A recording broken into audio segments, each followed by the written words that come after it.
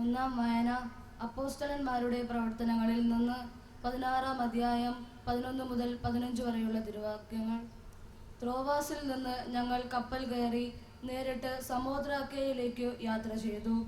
അടുത്ത ദിവസം നെയാപോളീസിലേക്കും അവിടെ നിന്ന് ഫിലിപ്പിയിലേക്കും പോയി.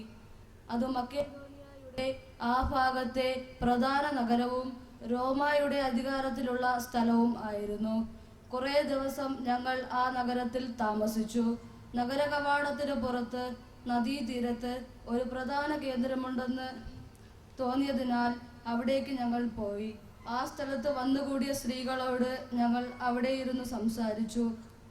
ഞങ്ങളുടെ വാക്കുകൾ കേട്ടവരുടെ കൂട്ടത്തിൽ തിയാതീറ പട്ടണത്തിൽ നിന്ന് വന്ന പട്ടുവിൽപ്പനക്കാരിയും ദൈവഭക്തയുമായ ലീദിയ എന്ന സ്ത്രീയും ഉണ്ടായിരുന്നു. പൗലോസ് പറഞ്ഞ കാര്യങ്ങൾ സ്വീകരിക്കാൻ കർത്താവ് അവളുടെ ഹൃദയം തുറന്നു. കുടുംബസമേതം ജ്ഞാനസ്നാനം സ്വീകരിച്ച അവൾ ഞങ്ങളോട് പറഞ്ഞു, കർത്താവിൽ വിശ്വസിക്കുന്നവളായി എന്നെ നിങ്ങൾ ഗണിക്കുന്നുവെങ്കിൽ ഇന്ന് എൻ്റെ ഭവനത്തിൽ വന്നു താമസിക്കാൻ ഞാൻ നിങ്ങളോട് അപേക്ഷിക്കുന്നു. ഞങ്ങൾ അവൾക്ക് വഴങ്ങി. ദൈവവചനമാണ് നാം കേട്ടത്. പ്രതിവചന സങ്കീർത്തനം. കർത്താവ് തന്റെ ജനത്തിൽ സംപ്രീതനായിരിക്കുന്നു. കർത്താവ് തന്റെ ജനത്തിൽ സംപ്രീതനായിരിക്കുന്നു. കർത്താവിന് പുതിയ സങ്കീർത്തനം ആലപിക്കുവിൻ. വിശുദ്ധരുടെ സമൂഹത്തിൽ അവിടുത്തെ പാടി പുകഴ്ത്തുവിൻ. ഇസ്രായേൽ തന്റെ സൃഷ്ടാവിൽ സന്തോഷിക്കട്ടെ.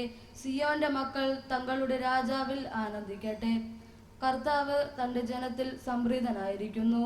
കർത്താവ് തന്റെ ജനത്തിൽ സംപ്രീതനായിരിക്കുന്നു. നൃത്തം ചെയ്തുകൊണ്ട് അവർ അവിടുത്തെ നാമത്തെ സ്തുതിക്കട്ടെ.